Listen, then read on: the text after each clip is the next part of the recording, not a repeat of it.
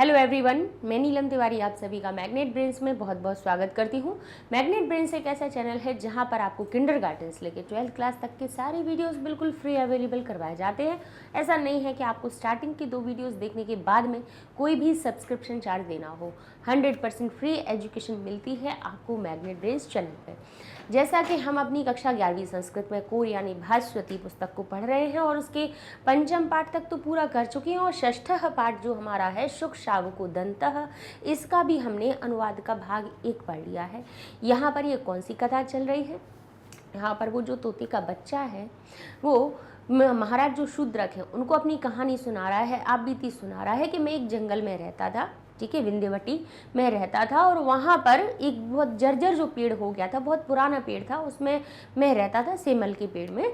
और उस समय पे एक बार क्या हुआ कि मेरी माता तो मेरे जन्म के समय पे ही शांत हो गई, यानी उनकी मृत्यु हो गई, लेकिन मेरे पिता मेरा पालन पोषण करते थे। ऐसा हमने आगे की कथा में पढ़ चुके हैं अपने अनुवाद के भाग 1 में, ठीक है। तो फिर उसके बाद वो अपने पिता का पालन पोषण का तरीका बताते हैं कि किस प्रकार से उन्होंने मुझको पाला। और उसके बाद कहते हैं कि एक दिन अचानक से ही सुबह सुबह जो जंगल था उसमें बहुत कोलाहल हुआ, अचानक से शोर हुआ, शिकार की आवाज़ आई, है ना, कि शिकार करने वाले आ रहे हैं। तो उसी समय पे सब व्याकुल हो गए और देखा मैं भी भाई छोटा था, तो इसलिए मैं किसमें अपने पिता के पंखों के बीच में छुप गया और वहीं से ही मैं देख रहा था कि एक भील का मुखिया जो है वो आगे आगे चला आ रहा है और फिर आते हुए वो उसी पेड़ के नीचे बैठ गया और फिर जलपान आदि करने के बाद और थकान मिटाने के बाद फिर वो वहाँ से चले गए। अब इसके बाद की कथा यहाँ से शुरू होने वाली है।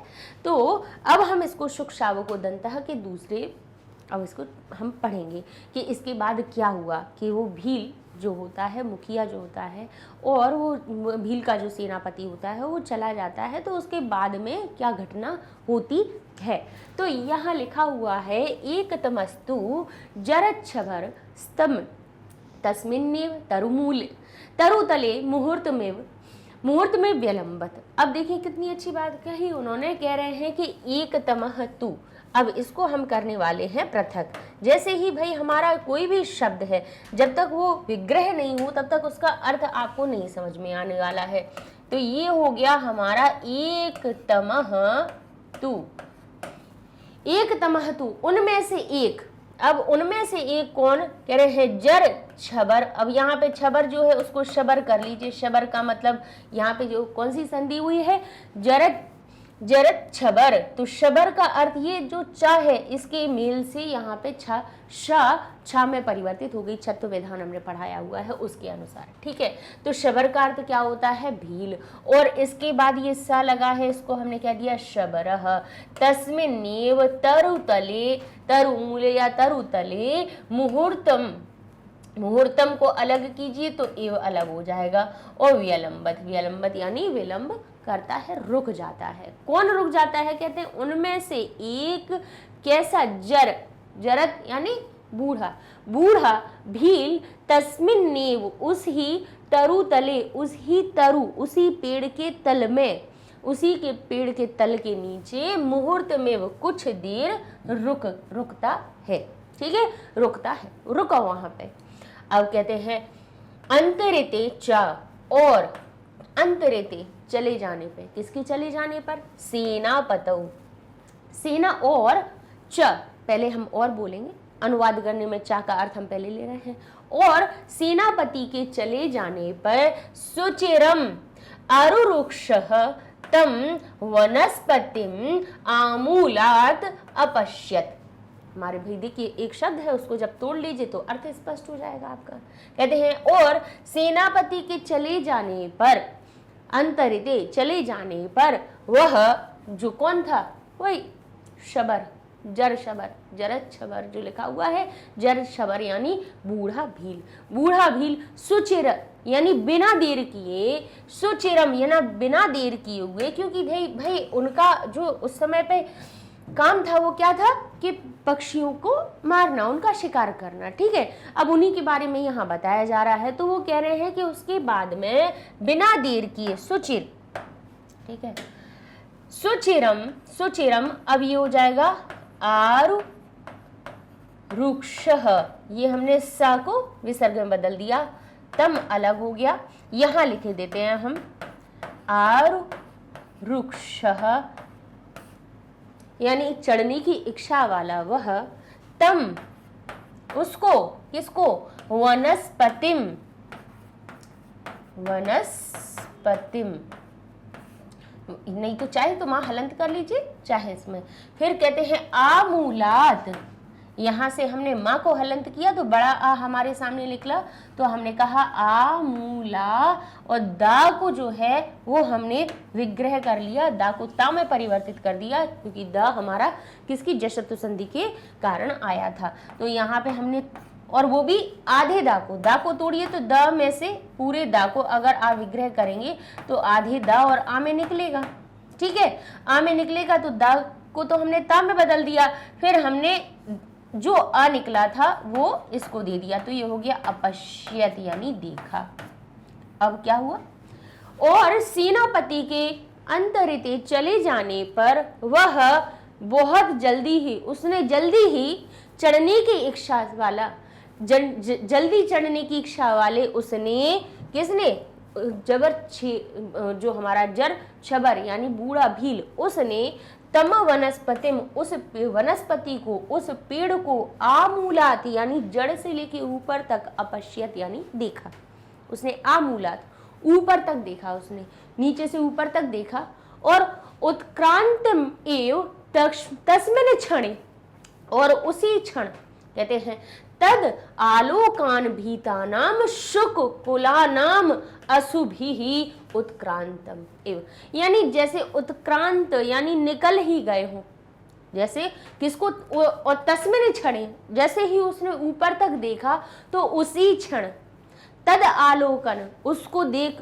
उसको कैसे चढ़ता हुआ, ऊपर चढ़ता हुआ देख करके, एक तो देखिए उत्क्रांत जो शब्द है, उत्क्रांत एक ऊपर चढ़ने की भी बात आती है, और एक यहाँ पर अशुभि ही का अर्थ होता है प्राणों से, यानी प्राणों के द्वारा, ऐसा लगा कि प्राणों के द्वारा निकल ही गए, तो निकलने का भी अर्थ निकला है इसमें, ठीक है। तो यहाँ पर हम कहते हैं उत्क्रांतम एव तस्मिन् क्षणे, ऐसा किसको, शुक कुला नाम, शुक कुल के, जो शुक कुल के थे यानी शुक समुदाय के, यानी तोतों का जो परिवार वहां रह रहा था, तोते जो थे वहां पर, तोतों का जो कुल रह रहा था, वो तद आलोकान भीता नाम यानी डर के कारण, भीता नाम यानी डरे हुए, शुक कुलानाम डरे हुए शुक कुल के, तो मानो अशुभ ही उत्क्रांतम एव, यानी जैसे मानो प्राण चले ही गए हों, इस प्रकार से। अब कहते हैं किम एव, किमेव ही दुष्करम, क्योंकि कुछ भी दुष्करम, अब कहते हैं दुष्करम अकरुणानाम, क्योंकि कुछ भी दुष्कर नहीं होते हैं अकरुणानाम, जिनके हृदय में करुणा नहीं होती है। अब यहाँ से हमने अ को अलग किया तो ये हो गया करुणा नाम, अकरुणा नाम। दुष्कर्म यानी कुछ भी मतलब मुश्किल काम, कठिन काम या ना करने योग्य काम नहीं होता है, अकरुणा नाम, जिनके हृदय में करुणा नहीं होती है उनके लिए ऐसा उन्होंने देख करके, ऊपर चढ़ता हुआ देख करके, मानो शुक कुल के तो अशुभ ही प्राणों के द्वारा ही उसको चढ़ते हुए देख करके मानो उनके प्राण ही निकल गए, प्राण ही निकल गए। कि अब क्योंकि भाई जिस किसी को भाई किसी से भय होता है तो उसको उस चीज़ को आते हुए देख, मान लीजिए कि आपके सामने शेर आ रहा हो तो आपके आधे प्राण तो वैसे ही निकल जाएंगे डर से कि शेर आ रहा है, अब मैं बचूं कैसे, है ना, असंभव चीज़ें होती हैं।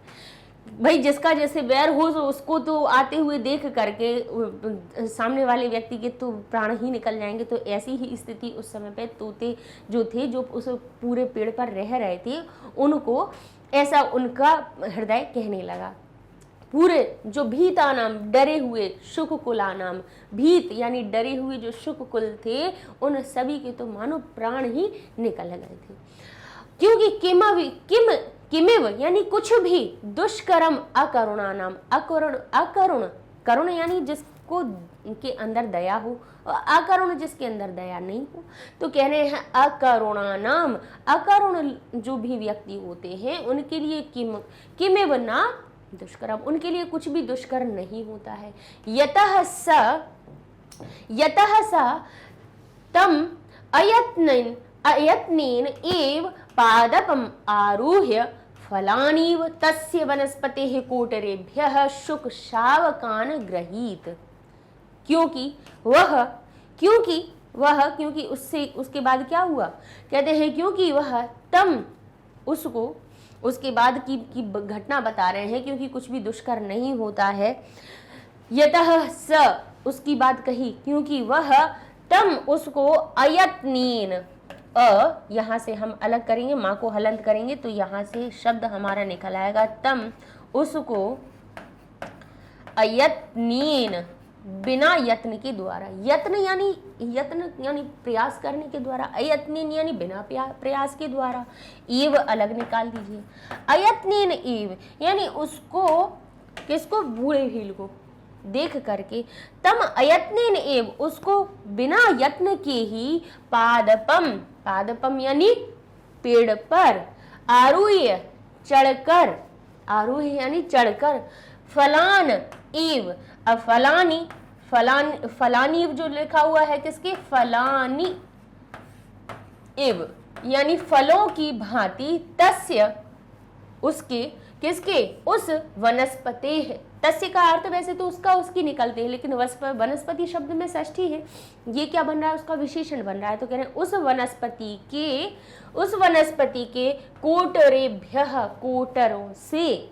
अब एक कोटर नहीं, बहुत सारे कोटर थे, वनस्पति में बहुत सारे कोटर बने हुए थे, छोटे छोटे। कोटर क्या होता है, रहने का स्थान, पक्षियों के रहने के स्थान को कोटर कहा जाता है। तो कह रहे हैं तम उसको अयत्नेन एव, बिना यत्न के ही, फलानी एव, किनके, फलों की भांति। जैसे आपने कभी फल को तोड़ते हुए देखा होगा कुछ लोगों को, तो जैसे चढ़ते हैं और फटाफट से ऐसे फलों को लेकर के तोड़ देते हैं, तो उसी प्रकार से फलानी एव, फलों की भांति ही, कोटरेभ्यः कोटरों से, शुक शावक, शुक यानी तोते के, शावक यानी बच्चों को, शुक शावकान, शुक के बच्चों को अग्रहीत, निकाल लिया गया, फल की भांति, जैसे फल निकालते हैं ऐसे उसकी भांति। और अपगता, अब लिखिए यहां लिखा है अपगता असुन कृत्वा छिताव पातयत। थोड़ी सी करुण कथा है, तो कहते हुए भी हमें बहुत अंदर से अब ये स्थिति हम ही समझ पा रहे होंगे कि इस चीज को जब हम सुना रहे हैं तो हमें इसको पढ़ करके हमें अंदर से करुण भाव निकल रहा है कि कह रहे हैं, और मतलब उनके शुक यानी तोते के बच्चों, अब बच्चे तो बच्चे ही होते हैं किसी के भी हो, तो इसीलिए उनके बच्चों की उस स्थिति को समझ करके हमारे अंदर में थोड़ी सी करुणा हो रही है कि शुक शावकों को, यानी जो तोते के बच्चे हैं, उनको फलानी, फल की भांति, फलानी एवं फलों की भांति, उनके उस वनस्पति के कोटरों से फलों की भांति अग्रहित ले करके क्या कर रहे थे वो, अपगता सुंश्च कृत्वा छिताव पातयत। ठीक है, अब क्या कहा उन्होंने, छितऊ यानी पृथ्वी पर, छितऊ। अब यहाँ पर हमने क्या किया, इसको अलग कर दिया, तो ये हो गया पातयत। ठीक है, अब अयादि संधि होती है, उसमें क्या कहते हैं, ओ, ए आई ओ औ की मात्रा के बाद में यही होती है संधि की नहीं होती, ए आई ओ या औ के बाद कोई असमान स्वर आ जाता है तो ए आय में, आई आय में, ओ अव में, और औ हमारा आव में परिवर्तित हो जाता है। तो यहाँ पे ये औ की मात्रा किसमें थी, छितऊ में, उसके बाद में असमान स्वर आ रहा था, इसीलिए औ की मात्रा क्या हो गई, छित। तो हमने यहाँ पे लिखा, ठीक है, शी अलग लिखा, ता में से औ अलग निकाला, और औ हमारा किससे बना है, औ के स्थान पे क्या हो जाता है, आव हो जाता है। तो आव जो हुआ, इसमें ये वाला स्वर आके मिला तो वा तो हो गया पूरा, और ये वाला आ इसमें हो गया, तो ये क्या हो गया, छिता। ठीक है, वाह हो गया पूरा और पातयत अलग हो गया। तो हमारा मूल शब्द क्या निकला, छितऊ अपातयत, यानी छिति पर, छिति यानी पृथ्वी पर, चेतौ, चिति शब्द का सप्तमी विभक्ति शब्द का वचन है, यानी चेतौ कह रहे हैं पृथ्वी पर अपातियत, फेंक दिया, फेंक दिया। कैसा करके? कह रहते हैं अपगतांशुश्च कृत्वा, यानी प्राणहीन करके, प्राणहीन करके उनको मार करके फेंक दिया।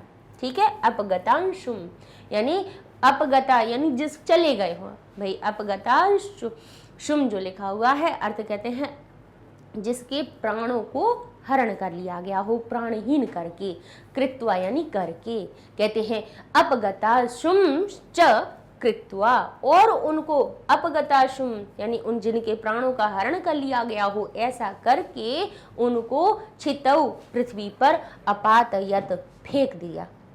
ठीक है, तो यहाँ पर एक करुण वाली बात हुई है कि छोटे छोटे से बच्चों को उनने उन बूढ़े भील ने क्या किया कि कैसे तुरंत ऊपर ऊपर की ओर चढ़ते चढ़ते जैसे फल तोड़े जाते हैं, वैसे वृक्षों की कोटरों में से छोटे छोटे से बच्चों को निकाल करके उन्हें प्राणहीन करके क्षिति पर फेंक दिया। ठीक है, पत धातु का अर्थ क्या होता है? पत का अर्थ होता है गिरना। ठीक है, और फेंकना अपातियत यानी गिरा देना, फेंक देना। ठीक है, चलिए अब इसमें हम शब्दार्थ देख लेते हैं। आप भी अपने पास शब्दार्थ लिखते जाइए कि जिन शब्दों के आपके के पुस्तक में ना हो तो उसके गद्यांश के साथ में वहीं पर भी अपने लिखते जाया कीजिए कि जरत छबर जो लिखा है उसका है, जर का अर्थ होता है बूढ़ा और भील। ठीक है, जर और छबर जब इनको का मेल किया गया तो ता का चा हो गया और शबर का छबर बन गया। शबर होता है मूल तो शब्द। ठीक है, विलंबत यानी रुक गया। विलंब का अर्थ भी आपने देखा होगा कि देर, और लेकिन विलंबत यानी रुकना, तो रुक गया। अब कहते हैं अंतरित यानी चले जाने पर, सुचिरम यानी देर तक। ठीक है, अब कहते हैं आरुरुक्ष यानी चढ़ने की इच्छा से, आमूलात नीचे से ऊपर तक, उत्क्रांतम यानी निकल गए। अब कहते हैं तद आलोकन भीता नाम, उसे देख करके, तद आलोकन उसको देख करके डरे हुए, भीता नाम जो कौन से थे? डरे हुए। अब डरे हुए शुक कुला नाम जो है तो उसका अर्थ तोता हो जाएगा कि तोतों के या तोते के जो कुल के पक्षी थे जितने भी, उन सभी के। ठीक है, डरे हुए, भीता नाम के बाद में शुक कुला नाम लिखा हुआ है तो शुक डरे हुए तोतों के। क्या हुआ? जैसे अशुभ ही यानी प्राणों के द्वारा ही, प्राणों से ही निकल गए, मतलब ऐसा उनके भाव आ गया कि उसको देख करके ऐसा लगा कि प्राण ही निकल गए। दुष्कर्म यानी कठिन, आरूढ़ यानी चढ़ करके, अग्रहित पकड़ने लगे, और अपगतांशुम यानी और प्राणहीन करके, छितौ यानी भूमि पर। अब प्रस्तुत हम देख लेते हैं संदर्भ में कि प्रस्तुत गद्यांश में भील सेनापति के जाने के बाद उस शालमली वृक्ष के नीचे रुक गए एक वृद्ध भील के द्वारा उस पेड़ पर चढ़कर किए गए तोतों के विनाश का मार्मिक चित्रण किया गया है। एक बूढ़ा भील कुछ देर के लिए उस पेड़ के नीचे रुक गया। सेनापति के चले जाने पर उसने चढ़ने की इच्छा से उस वृक्ष को देर तक, सुचिर यानी काफी देर तक, नीचे से ऊपर तक देखा।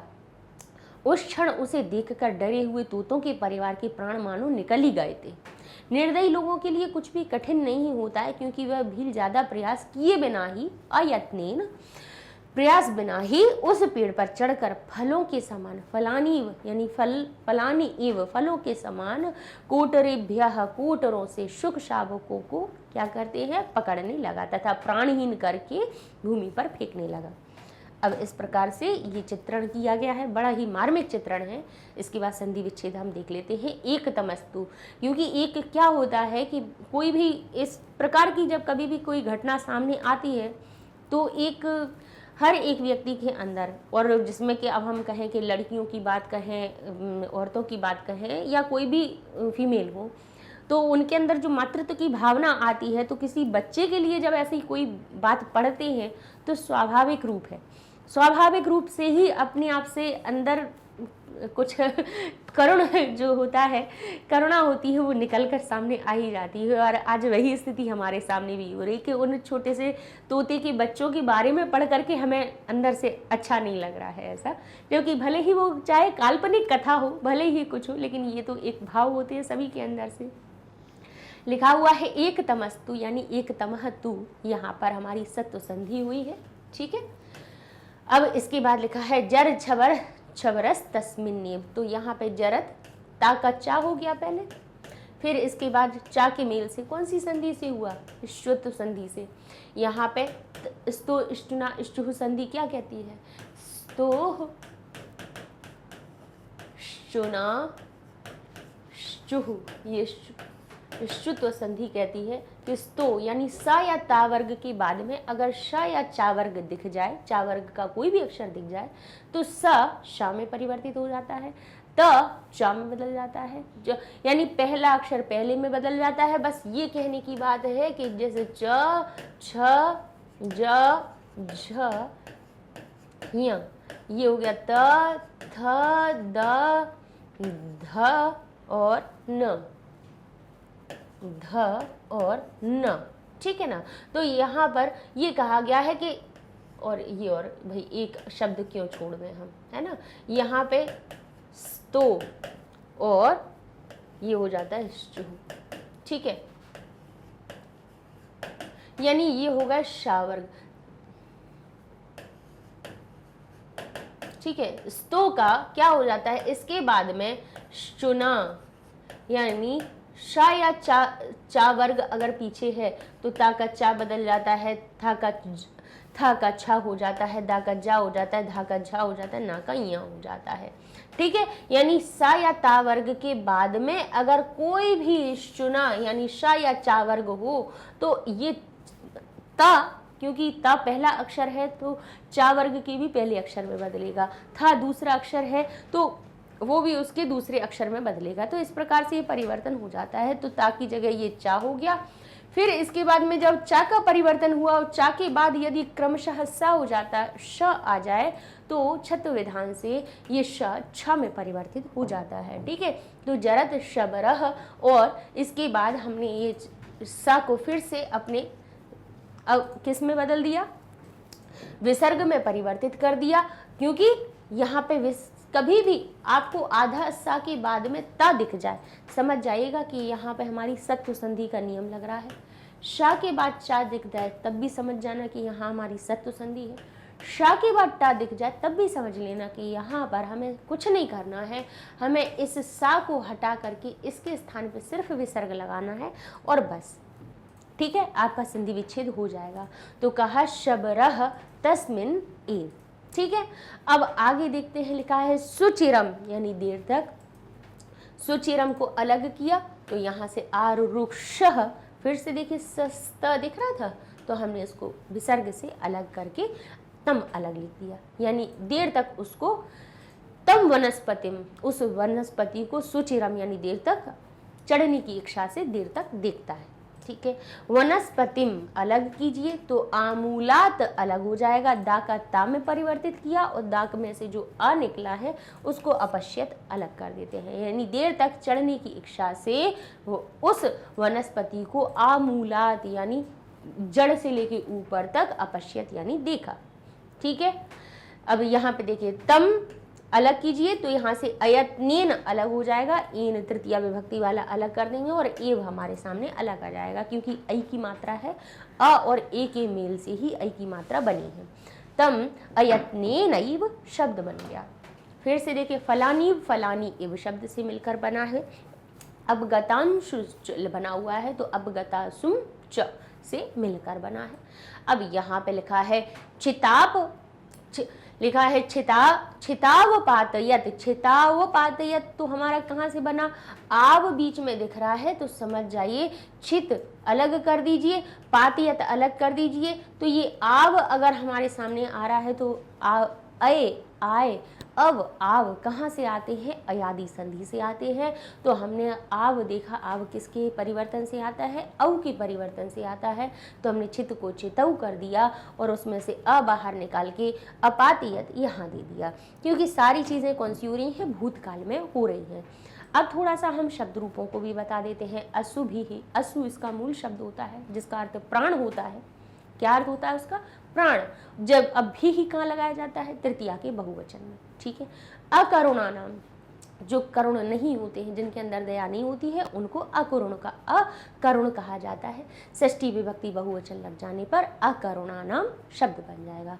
वनस्पति है, वनस्पति मूल शब्द में जब षष्ठी विभक्ति एक वचन लगाया जाता है तो वनस्पति ही बन जाता है। और क्षितौ, क्षिति शब्द में जब सप्तमी विभक्ति क्षिति शब्द के मति, हमारा मति हुआ, हरि हुआ, उसके अनुसार रूप बनेंगे तो सप्तमी की एक वचन में मति मतौ बन जाता है, हरि हरौ बन जाता है, तो क्षिति क्षितौ बन गया। क्षिति का अर्थ क्या होता है? पृथ्वी।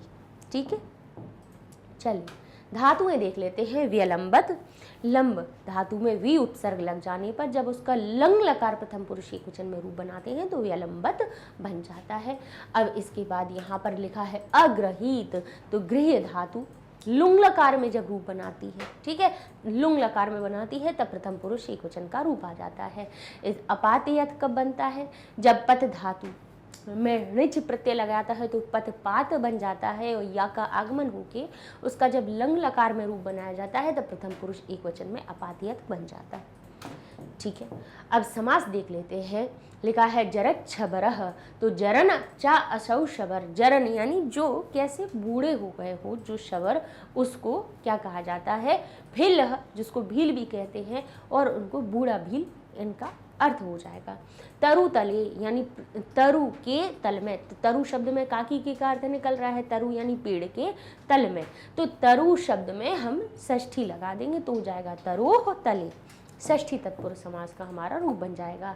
अब कहते हैं तद आलोकन भीता नाम, उसको देख करके डरे हुए, तो तस्य आलोकनेन, उसको देखने से, तो से का अर्थ निकल रहा था तो इसमें आलोकनेन अलग कर दिया और यहाँ पे भीता नाम अलग हो गया, यानी उसको। अब तद में भी तो है ना, तत् का अर्थ भी तो क्या निकलता है कि वह देख करके, अब वह की जगह हम क्या कहेंगे? उसको देख करके, क्योंकि यहाँ पे हमारा कहीं ना कहीं काकी के उसका आलोकनेन, उसके आलोकन के द्वारा, तो काकी के का अर्थ निकल रहा तो तत् को हमने तस्य बना दिया, तस्य आलोकनेन भीता नाम, यानी उसके आलोकन के से डरे हुए, उसके दर्शन, उसको देख करके। ठीक है, अब अपगता सुन यानी अपगतः सुन क्या होता है? यानी अपगतः अश्वः येषाम, जिनके अश्वः यानी प्राण अपगता चले गए हो उनको अपगता सुन कहते हैं।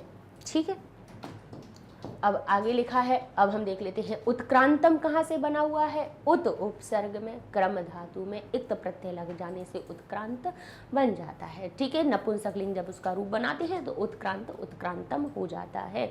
आरूह यानी चढ़ करके, कृत्वा यानी कृत्वा जो बना हुआ है वो हमारा क्री उपसर्ग और इक्त्वा प्रत्यय लग जाने से बना, और आरूह आ उपसर्ग रूह धातु में ल्यप लकार लग जाने से बन जाता है।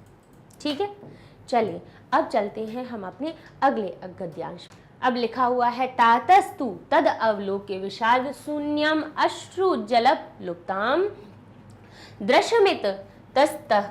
अब देखिए, दृश्य को अलग करें, दृश्यम अलग करें तो यहाँ से हो जाएगा इतस्ततः, इतस्ततो विक्षिपन पक्ष संपुटेनाच्छाद्य माम स्नेह परवशो मद रक्षण कुलो अभवत। अब देखिए यहाँ से हम हर एक शब्द को, क्योंकि देखिए भानुभट्ट जी का जो कादम्बरी लिखा हुआ है उसके गद्य की सबसे बड़ी विशेषता यही है कि कई शब्दों को एक साथ करके संधि के साथ में इस गद्य में प्रस्तुत किया गया है। तो जब तक कि हम आपको अगर संधि विच्छेद ना करें तब तक तो आपको अर्थ समझ में नहीं आ पाएगा। तो यहाँ लिखा है तातस्तु। अब आप यहाँ से देखते जाइएगा कि कोई ऐसा शब्द है कि बहुत ही कम होंगे जो ऐसे मिले शब्द जो आपको अकेले मिले, हर एक में कुछ ना कुछ तो जुड़ा ही है। तो लिखा है तातस्तु यानी तात तो, तातः तु यानी और मेरे पिता तो, और जो मेरे पिता तो तद अवलोक्य, तो फिर से यहाँ से अलग करें तो ये हो जाएगा तत् अवलोक्य, यानी उसको देख करके विषाद शून्यम, और विषाद शून्य हो गए, दुख से शून्य हो गए, दुख से मतलब उन्हें कुछ समझ में नहीं आ रहा था। कभी कभी ऐसा होता है ना कि ऐसी परिस्थिति कि आपके अंदर किसी आप वस्तु को देख रहे हैं और उससे आपके अंदर भय और दुख इतना हो जाए कि आपका मस्तिष्क जब काम करना बंद हो जाता है तो उसको शून्य अवस्था कह देते हैं। ठीक है, तो कह रहे हैं विषाद से शून्य और अश्रु जल, अलग माह को हलंत करें तो यहाँ से हो जाएगा अश्रु जलप लुताम, यानी जलप लुताम यानी जल से भरे हुए, यानी किससे कह रहे हैं, अश्रु जल से भरे हुए ताम, उनको कहते हैं दृश्यम इतस्ततः, यानी देख रहे, दृष्टि को, इतस्ततः दृश्यम यानी दृष्टि को। अब ये क्या यहाँ से हो गया, इतस्ततः, ये ततो है ना, उसको ओ की मात्रा को हमने अलग कर दिया, तो ये हो गया दृश्यम यानी दृष्टि को, इतस्ततः इधर उधर, विक्षेपण फेंकते हुए कहते हैं, और तात तो, और जो पिता तो तद अवलोक के, उनको उसको देख करके विषाद शून्य हो करके, विषाद शून्य हो गए, और अश्रु जल से भरे हुए दृष्टि को, अश्रु जल लुताम यानी अश्रु जल से भरी हुए, दृश्यम यानी दृष्टि को क्या करके, इतस्ततः विक्षेपण इधर उधर फेंकते हुए, पक्ष संपुटेनाच्छाद्य, और पक्ष पंखों के अंदर, माओ मुझको आच्छाद्य अलग करे, तो संपुटेन अलग हो गया, पक्ष संपुटेन पंखों के सहारे से, पंखों के बीच में, आच्छाद्य माम आच्छाद्य मुझको ढक करके, स्नेह परवशः स्नेह में भरे हुए, स्नेह में की वशीभूत हुए, यानी अब अपने प्रेम पुत्र से प्रेम कितना होता है हर एक व्यक्ति को, तो कह रहे हैं स्नेह परवश यानी स्नेह परी होते हुए, उसके वश में होते हुए, यानी स्नेह इसके वशीभूत हो करके, मद रक्षणा आकुलो अभवत, मेरी रक्षण के लिए आकुल हो गए, व्याकुल हो गए कि मैं अपने पुत्र की रक्षा कैसे करूं। तो यहाँ हो जाएगा मत, ये इसको ता को अलग करेंगे तो र अलग निकल आ जाएगा, तो ये हो जाएगा रक्षणा। अब रक्षण अलग हो करे तो रक्षण अलग करे तो रक्षण शब्द के बाद में यहाँ से आकुलो अलग हो जाएगा, आकुलह अलग हो जाएगा, और अभवत अलग हो जाएगा, यानी मेरी रक्षा के लिए व्याकुल हो गए। आकुलो अभवत, आकुलह अभवत, मेरी रक्षा के लिए, क्योंकि स्नेह परवशः, स्नेह पर थे, प्रेम कर रहे थे मुझसे, उसके वशीभूत, मेरे प्रेम से, मेरे लिए जो उनका स्नेह था उसके वशीभूत होकर के मेरी रक्षा करने के लिए व्याकुल हो गए। असौ अपि पापः, अब भाई भील के लिए, जो बूढ़े भील के लिए वो तोता क्या कह रहा है कि वह पापी भी, असौ अपि, देखिए फिर से आव आ गया यहाँ पे, आसाव अपि जो लिखा हुआ है, आसाव अपि लिखा है तो अ अगर पीछे निकलिए तो आव हमारे पीछे निकल आएगा कि नहीं निकल आएगा। ये लिखा है असाव अपि, असाव अपि जो शब्द बनकर मिला है किससे, असौ अपि, यानी वह असौ पापः, वह पापी भी, अपि का अर्थ क्या हुआ भी, वह पापी भी क्रमेण यानी निरंतर, क्रमेण यानी क्रमशः, शाखांतरय शाखाओं से, शाखाओं के बीच में, एक शाखा से दूसरी शाखा तक, शाखांतरय ही शाखाओं से होते हुए, एक शाखा से दूसरी शाखा से होते हुए, संचरणमाणः संचरण करते हुए, ऊपर चढ़ता हुआ, मत मेरे कोटर द्वारम आगत्य, मेरे कोटर के द्वार पर आगत्य आकर के, भुजंग भीषणम, भुजंग की भांति, भुजंग भीषणम यानी भीषण यानी भयानक, भुजंग की भांति, सर्प की भांति अपनी भुजाओं को प्रसार्य, क्यों कैसी बोले भुजाएं भी वो भुजंग भीषणम प्रसार्य, अपनी भुजाओं को भुजंग की भांति अपनी कैसी भुजाओं को फैला करके, बाहुम भुजंग भीषणम बाहु, यानी भुजंग की तरह जो भीषण उसकी बाहु हैं, भुजाएं हैं, उनको फैला करके मेरे द्वार पर आकर के, अब क्या करता है, बार बार मुहुर, अब इसमें यहाँ पर हम रुकेंगे, मेरे कोटर के द्वार पर आकर के भुजंग भीषणों को फैला करके, अब भुजंग भीषण जब उसने अपनी बाहुओं को भुज यानी सर्प, भुजंग का अर्थ क्या होता है, सर्प की तरह भीषण भुजाओं को फैला करके, अब क्या करे, फैला करके, अब अपन देखेंगे कि बाद में क्या हुआ, कि लिखा हुआ है, कहते हैं मुहुर दत्त चंचु प्रहारम, मुहुर बार बार, अब जब भुजाएं फैलाई तो बार बार, अब तोते का कोई भी पक्षी हो उसका हथियार क्या हो सकता है, उसकी चोंच, तो कहना है बार बार दत्त चंचु, बार बार चोंच देने से, प्रहार चोंच के द्वारा प्रहार करने से, करते हुए, कौन, मेरे, देखते हैं उत्कूजंतम आकृष्य तातम, मेरे तात को कहते हैं बार बार, अब खींच करके, यहाँ क्या लिखा है, उत्कूजंतम, प्रहार करते हुए और आवाज शोर करते हुए। आपने देखा होगा, तोते को देखा होगा कि अगर उसके ऊपर कोई कभी कोई संकट आता है, खतरा आता है, तो चिल्लाने लगते हैं। तो यहाँ पे वो कह रहे हैं कि यहाँ पर तो बात खत्म हो गई भील की, तो कह रहे हैं भुजंग भीषणम, यानी भुजाओं, कैसी बाहु, भुजाओं को सर्प की भांति भीषण भुजाओं को फैला करके, और कह रहे हैं बार बार दत्त चंचु प्रहारम, और बार बार चंचु का प्रहार देते हुए, और उत्कूजंतम, और चिल्लाते हुए, तातम, मेरे तात को, अपगता सुम अकरोत, मेरे पिता को खींच करके, आकृष्ट खींच करके मेरे पिता को अपगता सुम अकरोत, मेरे पिता को भी अपगता सुम यानी प्राणहीन करके, प्राण खींच करके, और मेरे पिता को प्राणहीन करके, माम तू, और मुझको तो स्वल्पत, कहते हैं स्वल्पत्वात, यानी स्व अल्प, यानी मुझको तो शायद, माम तो मुझको तो बहुत छोटे होने की वजह से, कथपम ना लक्ष्यत,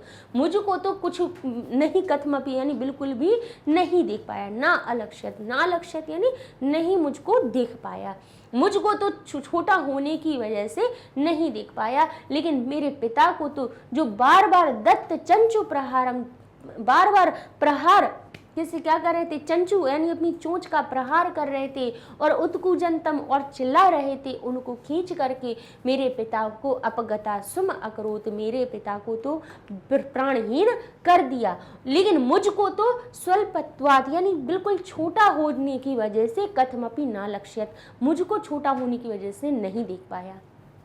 उपरतम चा, और प्राणहीन तम अवनि तले अमुंचित, और मरे हुए, उपरतम का अर्थ क्या हुआ, मरे हुए, प्राणहीन, और प्राणहीन तम, उनको अवनि तले, तम यानी उनको, किनको, पिता को, मेरे पिता को, अवनि अलग, यहाँ से माँ को अलग कीजिए तो अवनि अलग हो जाएगा, अवनि यानी, अवनि किसको कहते हैं, पृथ्वी को, अवनि तले, और पृथ्वी तल पर अमुंचत, और फेंक दिया, और मरे हुए और प्राणहीन उनको यानी मेरे पिता को अवनि तले अमुंचत, अवनि तल पर फेंक दिया। अहमपि, मैं भी तत् चरणांतराले, उनके चरणों के अंतराल में। अब आपने देखा है किसी पक्षी को, तो उनके भाई पैर होते हैं, पैरों के बीच में उनके जो पंख होते हैं वो ऐसे घने घने से होते हैं, लेकिन कैसे होते हैं, गद्दे जैसे होते हैं। तो वो कह रहा है कि मैं तो अपने पिता के बीच में, कहाँ पे, चरण के अंतराले, मैं तो अपने उनके पिता के तत् यानी उनके चरणों के अंतराल में, बीच में, प्रवेशित शिरोधरः, अपनी किसको, शिरोधरः अपनी गर्दन को, किसमें, प्रवेश कराए हुए, अब वो अपनी स्थिति बता रहा है कि जब उनके पिता को नीचे फेंका गया तो उस समय पे वो कहाँ था, तो बता रहा है कि मैं तो उनके चरणों के बीच में, मतलब उनके जो पैरों के बीच में जो जगह होती है वहां पर अपनी गर्दन को छिपाए हुए, निभृत यानी बिना कुछ भी इधर हलचल किए हुए, निश्चल, कहते हैं अंक में यानी उनकी गोदी में, नीलीन छुपा हुआ, तेनैव सह उनके ही साथ, पवन यानी हवा से, पवनवश, कहते हैं संपुंजित यानी इकट्ठे किए हुए, पवनवश पवन के द्वारा, पवनवश संपुंजित यानी इकट्ठे हुए हैं, तस्य उसके, किसके, शुष्क पत्रा राशि उपरि पतित मान आत्मनम अपश्यम। अब यहाँ पे हम देखिए सबको अलग करें तो अर्थ निकल के आ जाएगा आपके सामने। कहते हैं और मैं तो बिना, क्या कहते हैं, निभृत यानी बिना कोई हलचल किए, निश्चल यानी बिल्कुल चलते हुए, कहाँ पे, अपनी गर्दन को उनके पैरों के बीच में, प्रावेशित शिरोधरा, अपनी गर्दन को तो उनके पैरों के बीच में, पैरों के चरण अंतराले, पैरों के बीच में छुपाए हुए, बिना कुछ हलचल किए, उनकी गोद में छुपे हुए, तेनेव उन्हीं के साथ, तेनैव शब्द तेनेव से मिलकर बना है, उन्हीं के साथ ही, पवनवश, और पवनवश जो संपुंजित इकट्ठे हुए, तस्य किसके ऊपर, कहते हैं उस शुष्क पत्र राशि, राशि ही अलग कर देंगे और ऊपर ही अलग हो जाएगा कि पवन के द्वारा, हवा के द्वारा इकट्ठे हुए उन सूखे पत्तों की राशि के ऊपर पतितम पतितम यानी अपने आप को गिरा हुआ, आत्मनम अपश्यम मैंने तो अपने आप को, अहमपि मैंने भी कहाँ देखा, अपश्यम यानी देखा, आत्मनम अपश्यम मैंने तो अपने आप को देखा। कैसे देखा, बोले उनके चरणों के अंतराल में प्रवेश की हुई मैंने अपनी गर्दन को प्रवेश करा करके निश्चल होकर के गोदी के अंदर छुप करके उन्हीं के साथ पवन हवा के द्वारा इकट्ठित किए गए उन सूखे पत्तों की राशि के ऊपर पतितम गिरा हुआ, आत्मनम अपने आप को, अपश्यम यानी देखा, मैंने तो अपने आप को उस सूखे पत्तों के ढेर के ऊपर गिरा हुआ देखा।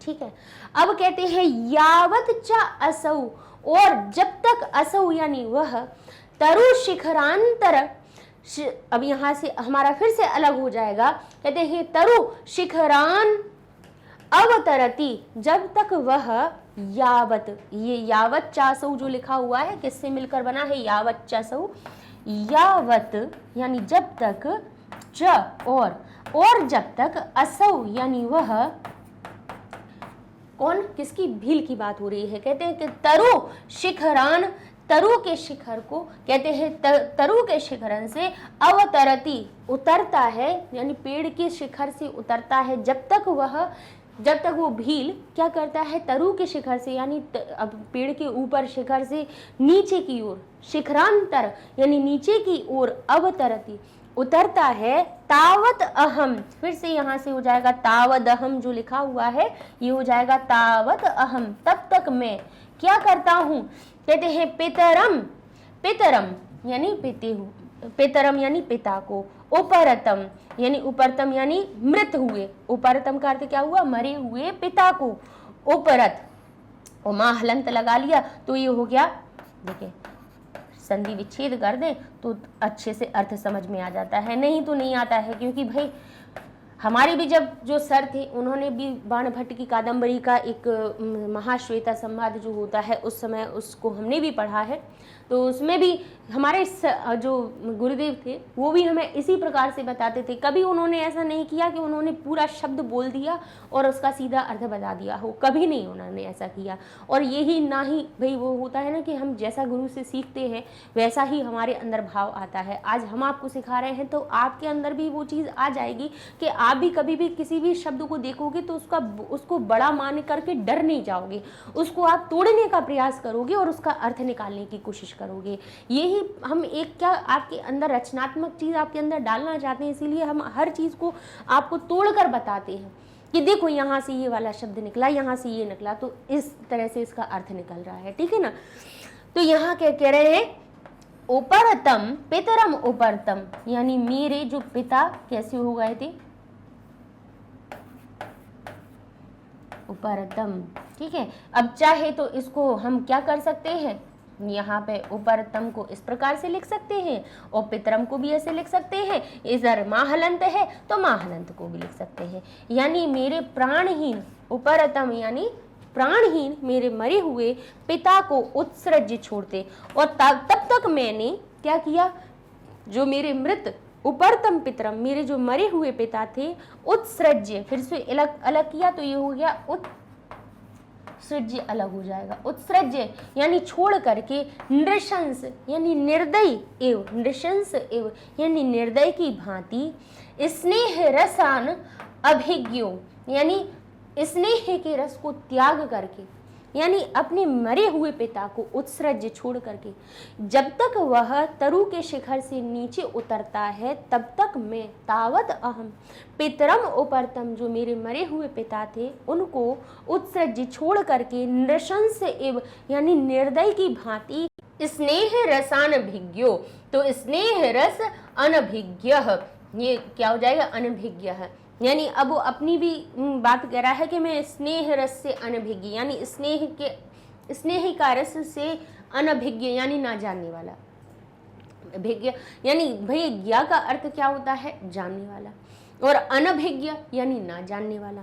तो कह रहा है कि मैं कैसा, मैं अपने मरे हुए पिता को छोड़ करके निर्दयी की भांति स्नेह रस से अनभिज्ञ यानी जिसके अंदर प्रेम का भाव है ही नहीं है, जो कि प्रेम को जानता ही नहीं है, ऐसा केवल, अब इसको हम बताएंगे, भयेन एव यानी भय के द्वारा ही, भयेन एव यानी केवल भय से ही, केवल कह रहे केवलम अभिभूयमानः यानी स्नेह रस को भूल करके केवल भय से भयाक्रांत होता हुआ क्या करता है, लुठन इतस्ततः नाति दूरवर्तिनः तमालपादपस्य मूल देशम विषम, अविषम अलग हो जाएगा। ठीक है, तो अब फिर से हम इसको अलग करके बताएंगे तो आपको समझ में आ जाएगा। कहते हैं लुठन यानी लुढ़कता हुआ, फिर यहाँ से ई को अलग कर दीजिए तो ये हो जाएगा इतस ततः, ओ की मात्रा को विसर्ग में कर देंगे तो ये हो जाएगा इतस ततः। इसको भी अलग कीजिए तो ये हो जाता है इतः ततः, अर्थ हो जाता है इधर उधर। न अति दूरम, ना अति दूर यानी ना अति दूर, जो दूर ना हो। कहते हैं वर्तिनः तमालपादपस्य यानी ज्यादा दूर पर जो स्थित नहीं था। कहते हैं नाति दूरवर्तिनः, जो ज्यादा दूर पर नहीं स्थित था, ऐसे तमालपादपस्य तमालपादप के मूल देश यानी जड़ के पास में देशम अविषम, वहीं पर मैं जाकर छुप गया। कहते हैं कि जब तक वह तरु शिखर के, कहते हैं यावत चा असौ तरु शिखरान अवतरती, जब तक वो तरु के शिखर से नीचे उतरता है, तावत अहम तब तक मैं मरे हुए पिता को छोड़ करके निर्दय की भांति स्नेह रस को ना जानने वाला केवल भय के द्वारा भयांकृत हुआ, भय से आतंकित हुआ, भयांक्रांत हुआ यानी जिसके अंदर भय का आक्रांत हो गया हो, भय से आक्रांत हो गया हो, तो कहेंगे भय से आक्रांत हुआ में लुढ़कता हुआ, इधर उधर लुढ़कता हुआ, ज्यादा दूर पर जो स्थित नहीं था, ऐसे तमाल पादप के, तमाल का जो वृक्ष था उसके मूलम, उसकी जड़ में तब तक मैं छुप गया, मैं जाकर के वहां पर छुप गया लुढ़कता हुआ। अब पंख तो अच्छे से बने ही नहीं थे क्योंकि बहुत छोटा था, ठीक है ना। तो कहता है मैं तो एक निर्दयी की भांति, जैसे ऐसे निर्दयी होता है ना जिसको स्नेह रस का ज्ञान ही नहीं होता है, जिसको प्रेम अंदर होता ही नहीं है, तो मैं तो उसकी भांति अपने मरे हुए पिता को भी छोड़ करके इधर उधर लुढ़कता हुआ पास में ही जो एक तमाल वृक्ष था उसकी जड़ में के पास जाकर के मैं छुप गया। अब यहाँ पर हम इनके शब्दार्थ भी लिख देते हैं, आप भी जल्दी अपने पास में लिखते जाइए। अवलोक यानी देख करके, विषाद शून्यम यानी दुख के कारण शून्य, अश्रु जल लुप्ताम अर्थ हो जाएगा आंसुओं से, जल से भीगी हुई, लुप्ताम यानी कि भरी, जिसमें आंसुओं से जल जिसमें भरे हुए हैं, ऐसी आंखों की बात कर रहे हैं। दृश्यम यानी दृष्टि को, इतस्ततः है इधर उधर, आच्छाद यानी आच्छादित करके, मद रक्षण कुल तो मत अलग हो जाएगा यानी मुझे, रक्षण यानी बचाना, आकुल यानी व्याकुल, मुझे बचाने के लिए व्याकुल। शाखांतरई शाखाओं के मध्य में, मध्य से। अब आगे लिखा है भुजंग भीषणम यानी भुजंग की तरह, भीषण यानी सांप की तरह समान, भयानक, आकृष्य यानी खींच करके, ना लक्ष्यत यानी नहीं देखा, अवनी तले यानी अवनी के तल पर यानी भूमि के तल पर। लिखा है प्रवेशित शिरोधर यानी प्रवेशित छिपाने वाला, प्रवेशित शिरोधर गर्दन को छिपाने वाला। निभृत यानी निश्चल यानी कोई हरकत ना करने वाला। अंक नीलिन गोद में छुपा हुआ।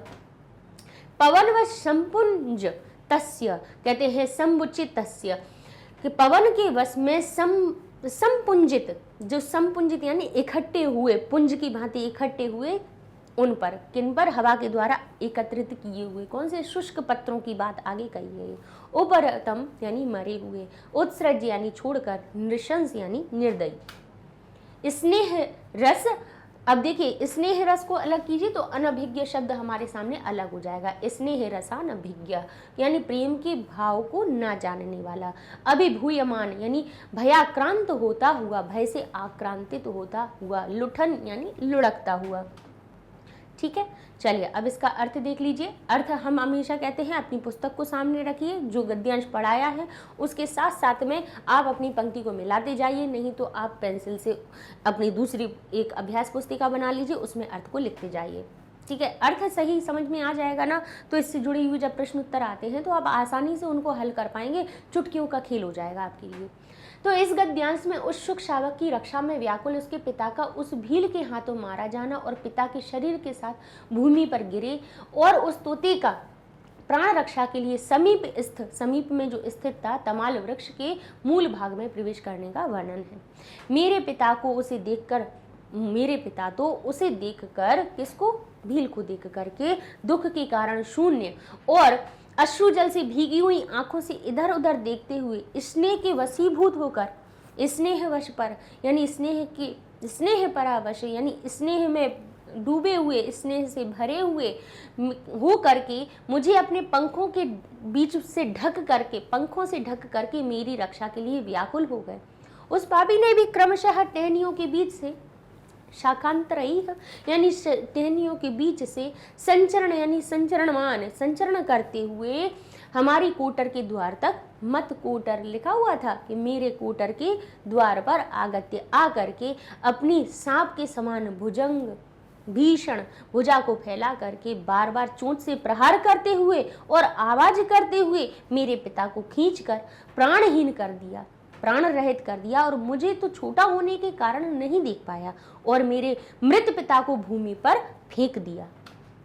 मैंने भी उनके चरणों के मध्य गर्दन छिपाए हुए, निश्चल और गोद में छिपे हुए और वायु के द्वारा जो एकत्रित किए गए थे सूखे पत्तों के समूह के ऊपर अपने आप को गिरा हुआ देखा। मैंने भी देखा कि मैं तो उनके बस गोद में छुपा हुआ था, अपने आप को उनकी गोदी में बिल्कुल कोई हरकत नहीं कर रहा था और मैंने तो अपने आप को सूखे पत्तों के ढेर पे गिरा हुआ देखा। और जब तक वह व्हील वृक्ष से नीचे उतरता तब तक मैंने अपने मरे हुए पिता को छोड़कर निर्दयी के समान प्रेम भाव को ना जानता हुआ कि जैसे मुझे तो प्रेम अपने पिता के प्रति था ही नहीं, ऐसा होता हुआ केवल भय से आक्रांत हुआ, इधर उधर लुढ़कता हुआ समीप ही स्थित तमाल के पौधे के मूल भाग यानी जड़ में मैंने प्रवेश कर गया और वहीं पर मैं छुप गया। इस प्रकार से ये इसका अर्थ बनता है। ठीक है, अब यहाँ पर संधि विच्छेद देख लेते हैं। तातस्तु तो तातः तू से, फिर से सा और ता साथ में दिख रहा है, सा को विसर्ग में बदल दीजिए और हमारी सत्व संधि का यहाँ नियम लगा है। तद लिखा है तदवलोक्य, तो तत् को अलग कर दीजिए तो अवलोक्य अलग निकल आएगा। दा को ता में बदल देंगे, आधा दा करेंगे तो आ बाहर निकल जाएगा और अवलोक्य अलग हो जाएगा। जशत्व संधि का नियम लगा है। यहाँ पर लिखा है पक्ष संपुटेनाच्छाद्य, वो तो पक्ष संपुटेन अलग हो जाएगा और आच्छाद्य अलग हो जाएगा, पंखों के अंदर मुझको छुपा करके। मद रक्षणाकुल अभवत, तो मत अलग हो जाएगा, रक्षण अलग हो जाएगा, आकुल अभवत हमारा अलग हो जाएगा। जैसा कि हमने पहले भी आपको बताया कि ता द जो होता है उसको ता में परिवर्तित कर दीजिए अगर वो संधि से मिला हुआ है तो। रक्षण अलग हो जाएगा, आकुल अलग हो जाएगा। ये ओ की मात्रा को हम अपने विसर्ग में बदल देंगे क्योंकि उत्व संधि के नियम से आया हुआ है और उत्व संधि के नियम से ये हो गया और अवग्रह को आ में बदल के अववत बना देंगे। तो इस प्रकार से मत रक्षण आकुल अववत हमारा बन जाएगा।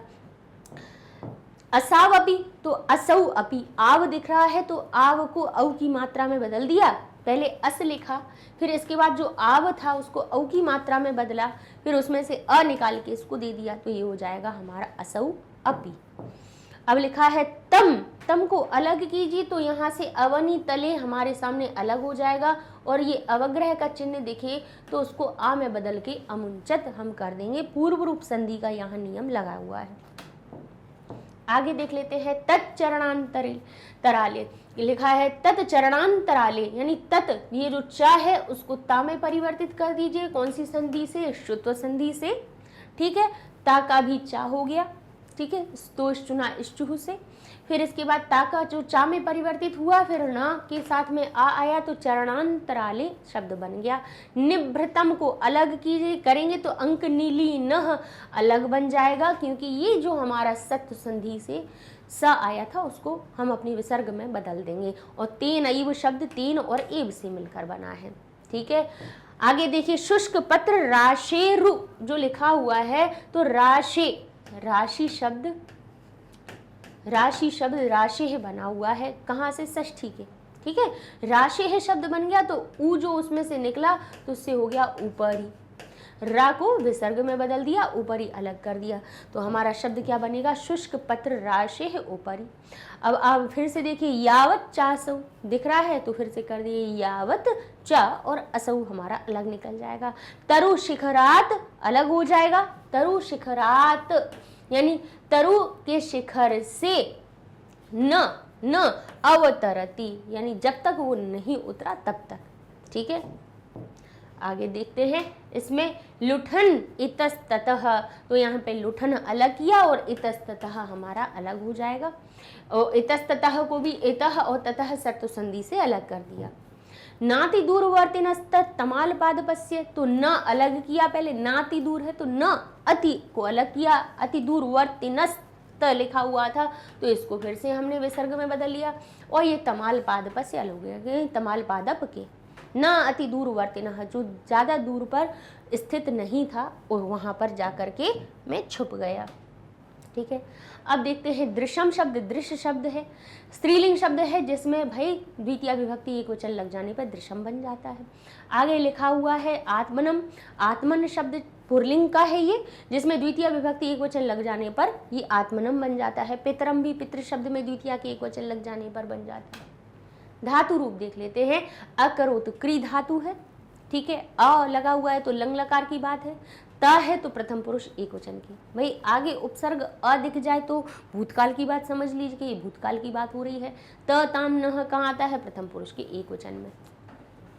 अब इसके बाद लिखा है अलक्ष्यत, तो लक्ष्य धातु में लंग लकार की बात हो रही है, प्रथम पुरुष एक वचन का। अमुंचत, मुच धातु में लंग लकार की बात हुई, ठीक है, लंग लकार लगाएगा तो अमुच हो गया, प्रथम पुरुष एक वचन से अमुंचत हो गया, ठीक है। अवतरति, तो त्रि धातु में पहले अव उपसर्ग, फिर जब उसके बाद उसमें लट लकार का रूप लगाया तो तीतः अंति लट लकार में आता है, वर्तमान काल की बात हो रही है तो प्रथम पुरुष एक वचन का रूप। अविषम, विष धातु को जब लंग लकार में बनाया गया तो उत्तम पुरुष एक वचन में अविषम आ गया, ठीक है। आगे समास देख लेते हैं, विषाद शून्याम, विषाद शून्याम है, विषाद शून्याम यानी विषाद से शून्य, तो विषादेन, तो क्या हो जाएगा? विषाद शब्द में शून्य शब्द के साथ में भी तृतीया आती है, हमने आपको उपपद विभक्ति में समझाया है, सिखाया है। तो शून्य शब्द शून्य रहित होने पर, इन शब्दों के होने पर जो जिससे रहित होते हैं उसमें तृतीया विभक्ति आती है। तो किस से शून्य हो रहे हैं? विषाद से शून्य हो रहे हैं, तो विषाद शब्द में क्या आएगी? तृतीया विभक्ति आएगी, ठीक है, तृतीया तत्पुरुष समास हो जाएगा। अश्रु जल प्लुताम लिखा हुआ है तो अश्रु जलेन प्लुताम यानी भरा हुआ, कहते हैं अश्रु जल से भरे हुए, तो अश्रु जलेन से का अर्थ निकल रहा है, तृतीया लगा दी।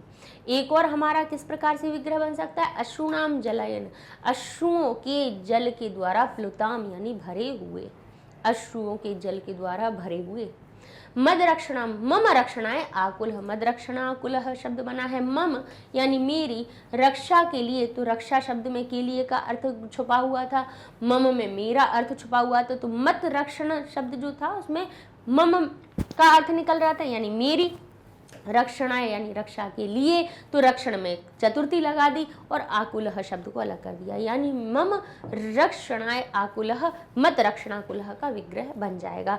भाई जिस शब्द को बोल करके उसमें हमारे सामने जो अर्थ स्पष्ट होता है उसी शब्द में वही विभक्ति लगा करके हम उसका विग्रह कर देते हैं, क्योंकि हमारे सामने भाई जब हम समास करते हैं तो उसमें यही तो करते हैं कि रक्षणाय से हमने विभक्ति हटाई, मम से विभक्ति हटाई और आकुलह हमने उसको जोड़ दिया, तो मत रक्षण आकुलह बन गया था, ठीक है ना।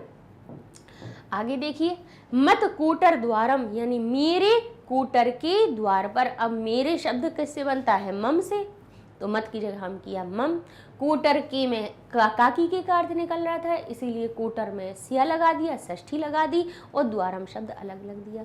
भुजंग भीषणम यानी भुजंग की भांति भीषण, भुजंग भीषण थोड़ी ना था कि सर्प, भीषण सर्प तो नहीं था, भीषण सर्प की भांति बाहु यानी उसकी भुजाओं को, बाहु।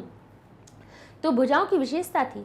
तो क्या करेंगे, बोले हम यहाँ पे बताएंगे, क्योंकि उसमें की तरह का अर्थ निकल रहा है कि भुजंग की तरह, सांप की तरह भीषण। तो की तरह शब्द किससे आता है या की भांति शब्द किससे आता है, इव से। तो भुजंग इव भीषणम शब्द बन जाएगा इसका विग्रह। अब लिखा है दत्त चंचु प्रहारम, यानी दत्तम देते हुए, चंचु प्रहारम येन जिसके द्वारा चंचु का प्रहार दिया जा रहा हो, तम उसको दत्त चंचु प्रहारम कहेंगे। ठीक है। अब लिखा हुआ है अपगतासुम, यानी अपगतः अस्वः यस्य सः, जिसके अपगतः अस्वः, जिसके प्राण चले गए हों उसको अपगतासुम कहते हैं। तच्चरणांतरले, यानी तस्य उनके, तो तत् शब्द में भी क्या निकल रहा था हमारा, काकी के का अर्थ, तो षष्ठी विभक्ति लगा के तत् को बना दिया तस्य, यानी उनके। चरणों के, चरणों में भी काकी के का अर्थ था, तो चरण दो होते हैं इसलिए चरणयोः कह दिया, षष्ठी का द्विवचन लगाया गया। तस्य चरणयोः, उनके चरणों के अंतराल में। ठीक है। समास विग्रह बड़ा बच्चों को बहुत ही कठिन लगता है, जबकि बड़ा सरल होता है। आपने इस शब्द को पढ़ा तच्चरणांतरले, ठीक है। अर्थ क्या निकल रहा था कि तत् यानी उनके, तो उनके को, उनके कहाँ से बनता है, तत् की षष्ठी विभक्ति से बनता है कि नहीं, तो हमने तत् से लिख दिया। चरणों के, जब हमने इसको हिंदी में पढ़ा तो क्या अर्थ निकला, उनके चरणों के अंतराल में, यानी बीच में, उनके चरणों के बीच में। तो उनके में भी, उनके हमने तत् का षष्ठी लगा दिया तस्य। चरणों के, तो चरणों में भी काकी के का अर्थ था, तो षष्ठी का द्विवचन लगा दिया और अंतराले अलग कर दिया। ये समास विग्रह हो गया। समास करो तो भाई ये विभक्ति हटा दो, ये विभक्ति हटा दो, सब साथ में जोड़ दो। तो तस्य का मूल रूप क्या होता है, तत् अलग हो गया और चरण अलग हो गया, अंतराले, तत्चरण अंतराले उसका मूल शब्द हो गया। लेकिन वह संधि का नियम जरूर लग गया, क्योंकि ता किसका मेल चा से हो रहा था, तो व्यंजन संधि का नियम लग के तत्चरणांतराले ना करके हमने तत्चरणांतराले आप अपन ने देखा। प्रवेश शिरोधरा, प्रवेशिता शिरोधरा ग्रीवा येन सह, जिसके द्वारा किसको, शिरोधरा, अपनी ग्रीवा यानी गर्दन को, अपने सिर की गर्दन को, सिर और गर्दन को, शिरोधरा दोनों ही चीजों के लिए आता है, अपने गर्दन को क्या, प्रवेशिता, प्रवेश कराया हुआ। ग्रीवा जिसके द्वारा गर्दन को अंदर किया गया हो उसको भाई कहते हैं प्रवेश शिरोधर। ठीक है। शुष्क पत्र राशि ऊपर, यानी सूखे हुए पत्तों के, तो शुष्कानाम पत्राणाम। अब पत्राणाम की विशेषता है शुष्क, कि वे सूखे हैं, तो पत्राणाम यानी पत्तों के, काकी के का अर्थ तो षष्ठी पहले बहुवचन पत्रों में लगाई हमने, तो पत्राणाम कर दिया उसको। लेकिन शुष्क शब्द इसी की विशेषता बना रहा था, तो पत्राणाम जैसा शुष्कानाम भी बन गया। शुष्कानाम पत्राणाम यानी सूखे हुए पत्तों की, राशि के, तो राशेह ऊपरी। ठीक है। आगे लिखा है स्नेह रस अनभिज्ञ है, स्नेह के रस से जो अनभिज्ञ हो। ठीक है। तो स्नेह रसात से का अर्थ निकल रहा है कि स्नेह रस से अनभिज्ञ यानी अलग, तो स्नेह रस में से का अर्थ बताते हुए पंचमी विभक्ति लग जाएगी। प्रत्यय देख लेते हैं। अवलोक्य, अब उपसर्ग लोक धातु में ल्यप प्रत्यय से अवलोक्य बन जाता है। विक्षिपन, क्षिप धातु में वी उपसर्ग लग के शर्तृ प्रत्यय लगता है, तब हमारा क्या बन जाता है, विक्षिपन। आच्छाद्य, आच्छाद्य जो लिखा है छद धातु में, निज प्रत्यय से छद से छाद हो गया। ठीक है। या का आगमन ल्यप से हो गया, आ उपसर्ग है उसमें। संचरण, संचरणमान जो है तो चर मूल धातु है, सम उपसर्ग है। यक कहाँ से आता है, कर्मणि द्वितीया से, है ना, कर्म का यक आ जाता है, तो ठीक है संचरण। और मान कहाँ से आया, शानच प्रत्यय से।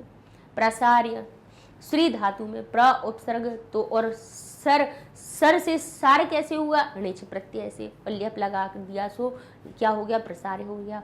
उत्कूजंतम, तो ने उत उपसर्ग हो गया, कूज धातु हो गए, उत्कूजन कैसे बना, बोले क्षत्रिय प्रत्यय लगा दो, फिर पुरलिंग की जब उसका द्वितीय विभक्ति एक वचन का रूप बनाए तो हो जाएगा उत्कूजन तम। ठीक है।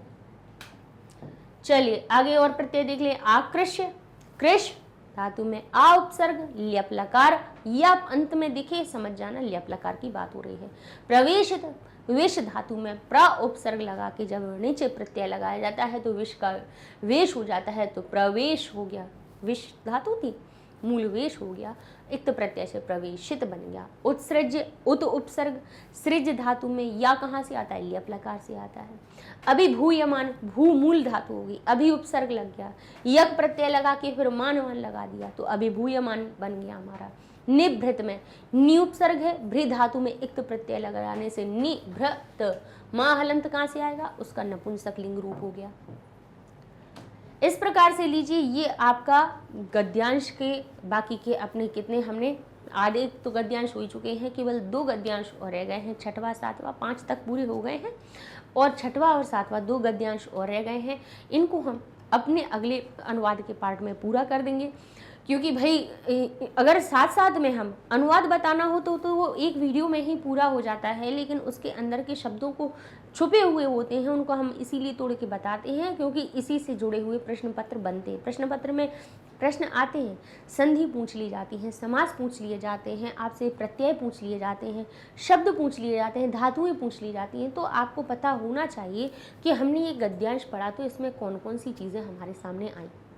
ठीक है, अच्छा ये सारे वीडियोस आपको हमारी मैग्नेट ब्रेन्स वेबसाइट पे आसानी से मिल जाएंगे और केवल हमारे ही नहीं सभी के, भाई जो भी आप क्लास पढ़ रहे हो केवल आपको magnetbrains.com लिखना है वेबसाइट पे, क्योंकि गूगल यूट्यूब पे आप जाएंगे तो बहुत सारी चीज़ें इकट्ठी हो चुकी हैं, तो जहाँ तक पहुँचना है वहाँ तक कभी कभी पहुँच भी नहीं पाते हैं और अन्य चीज़ें दिखने लगती हैं और हम उनमें व्यस्त हो जाते हैं। इससे अच्छा है वेबसाइट पे जाइए, magnetbrains.com लिखिए, गूगल पे एंटर करेंगे, वेबसाइट का पेज ओपन हो गया। अब यहाँ पे देखिए CBSE K-12 चले जाओ, हिंदी मीडियम पे, NTSE में, ओलंपियाड में, CUET में, English spoken, IIT JEE NEET सब कुछ है, बिल्कुल फ्री ऑफ कॉस्ट है। सबसे बड़ी बात है कि जहाँ पे आपको पता है इन चीज़ों को करने के लिए बहुत सारे पे करना होता है, हर जगह पे ऑनलाइन भी पे करना होता है, कोई भी फ्री नहीं देता है एजुकेशन, लेकिन मैग्नेट ब्रेन्स दे रहा है आपको, तो उसका लाभ लीजिए आप। अब मान लीजिए अभी आप 11वीं कक्षा को पढ़ रहे हैं तो 11वीं कक्षा को देखेंगे तो उससे 11वीं कक्षा में जितने आपके लिए वीडियो बने हैं हर सब्जेक्ट की लिस्ट आपको दिख जाएगी। संस्कृत भी इसीलिए शुरू कर दिया कि कई बच्चे संस्कृत लेते हैं तो कहाँ से पढ़ें, तो यहाँ पे वॉच नाउ पे जाइए तो संस्कृत भाषाश्रुति जो आपकी पुस्तक पढ़ रहे हैं उसके सारे पाठ आ जाएंगे, हर एक पाठ के जितने लेक्चर बन चुके हैं वो सामने होंगे, आप उसको क्लिक करेंगे लिस्ट आ जाएगी कि अनुवाद है, अभ्यास है, या आपको क्या पढ़ना है आप पढ़िए और आराम से अपनी तैयारी कीजिए। ऐसे आपका वो रहेगा, नेक्स्ट वीडियो पे भी जा सकते हो, क्रॉस करेंगे तो फिर से अपनी मेन लिस्ट पे आ जाओगे आप। ठीक है, इस तरह से भाई पढ़ना बहुत आसान हो जाएगा और जहाँ पे आपको पहुँचना है वहाँ सही तरह से उसी वीडियो तक आप पहुँच सकते हैं। पता भी होगा, वेबसाइट पे जाते हैं तो ये भी पता हो जाता है कि कौन कौन सी चीज़ें आपकी क्लास के लिए या आपके लिए इकट्ठी हैं मैग्नेट ब्रेन्स चैनल पे। यूट्यूब पे बहुत सारी चीज़ें बच्चों को नहीं पता होती हैं, नहीं ढूंढ पाते हैं, तो वेबसाइट पे सारी चीज़ें क्लियर हैं, सारी चीज़ें लिखी हुई हैं, तो पढ़ना आसान हो जाएगा। तो पढ़ते रहिए मैग्नेट ब्रेन्स के साथ में। मिलते हैं अगले वीडियो में जिसमें कि अनुवाद को पूरा करेंगे, पाठ को भी समाप्त करेंगे। तब तक के लिए धन्यवाद।